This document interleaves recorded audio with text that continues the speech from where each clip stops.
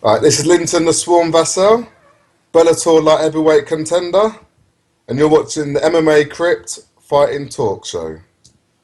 Okay. Hey there, Cryptos, fight fans. It's Gregory Stoney. You're watching the Crypt Fighting Talk Show. On today's show, we have Phoenix Jones, aka Ben Fedor. Ben is set to take on his brother at World Series of Fighting 32, Carlos Fedor.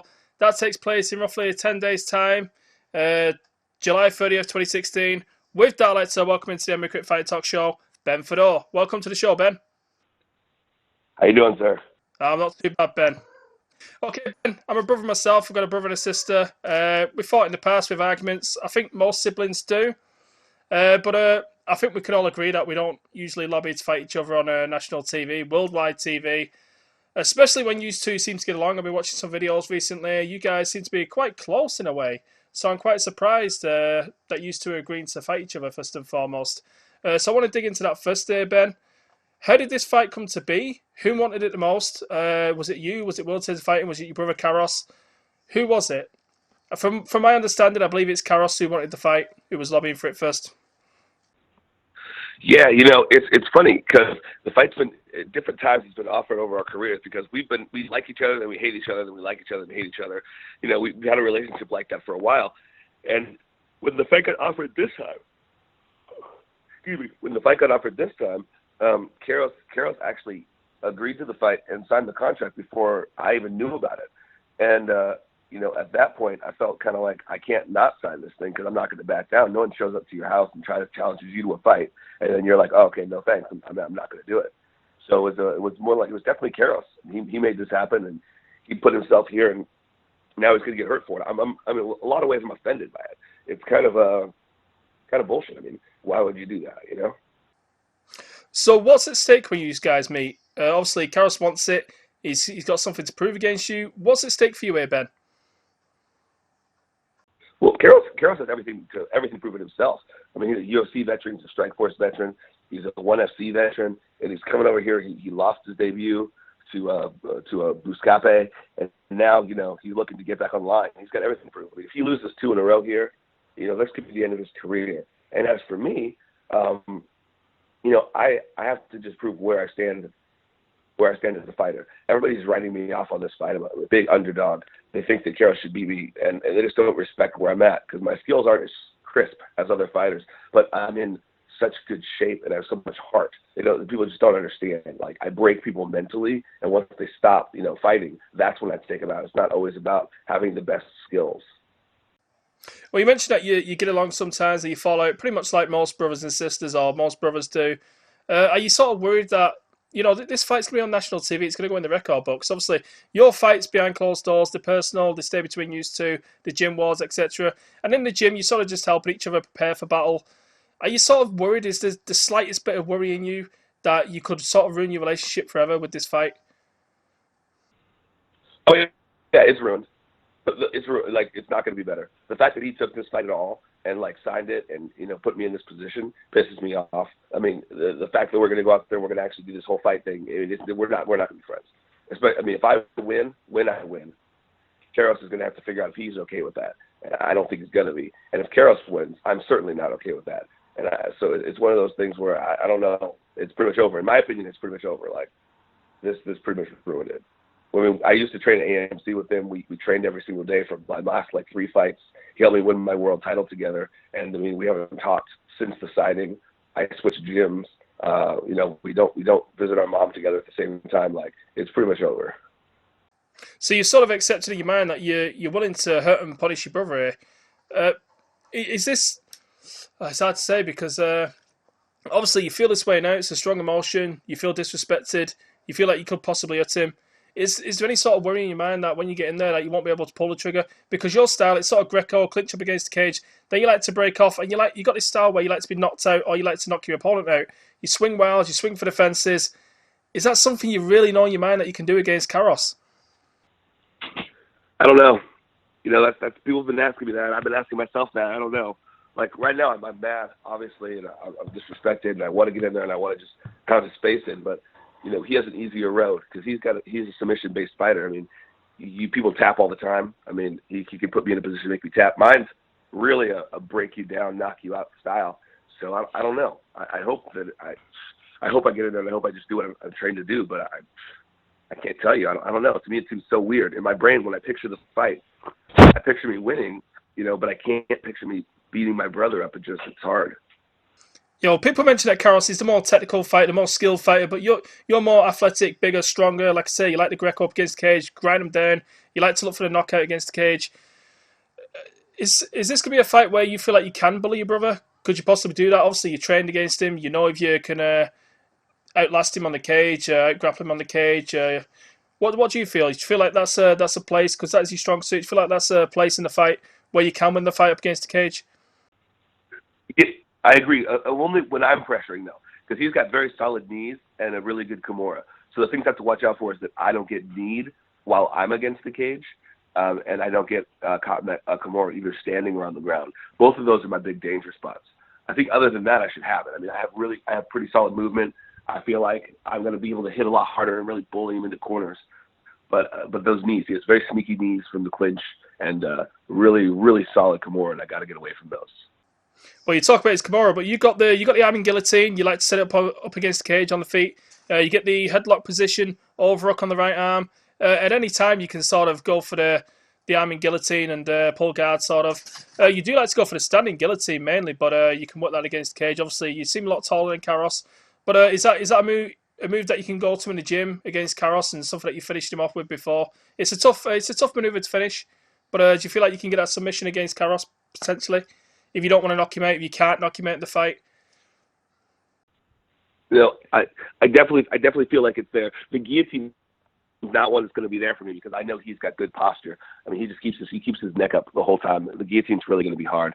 I feel like I'd have a better chance almost at Darce than I would at guillotine. But with him, I really have to just hit him hard enough to shake him out of his shell. Karros is a very robotic fighter. And this is at home with all his friends around. It's going to be an emotional situation. I need to make him fight emotional, fight stupid, so that I can get in there and I can get a job done. Well, you mentioned that you left AMC gym. That's Matt Hume's gym. Is that a gym that you might go back to in the future after this fight, or is a thing so between you and the coaches there?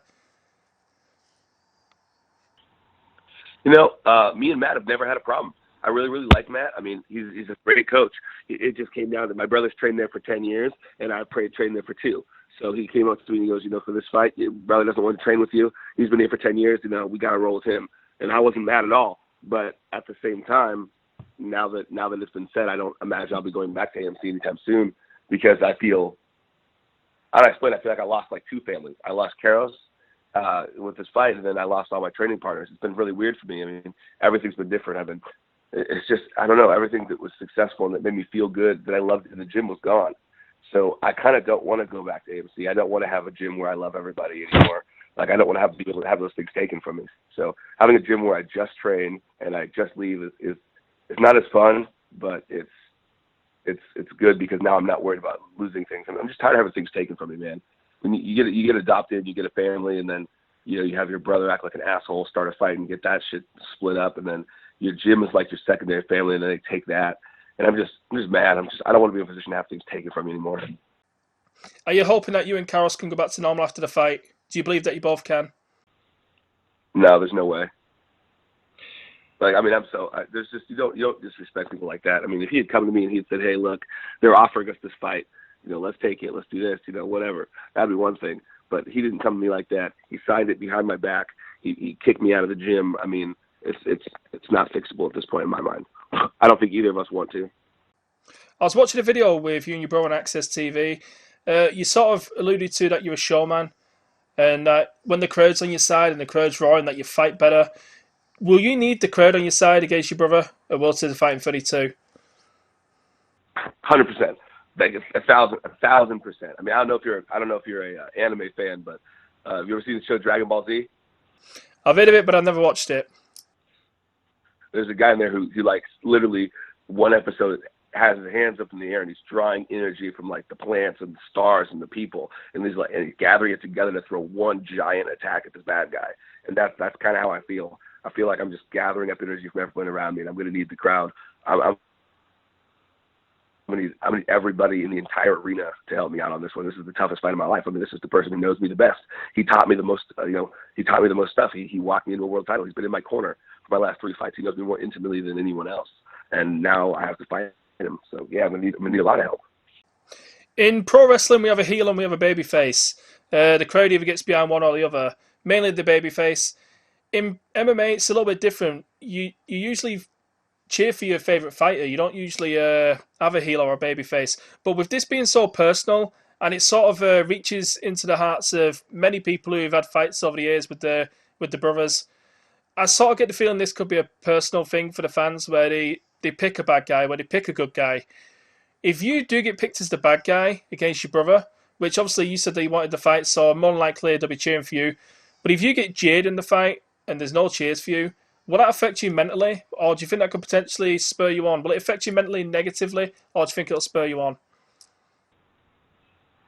It depends. If it's boos, if I'm getting booed on my entrance, that's going to bother me. That's only happened to me once before, and I don't like that.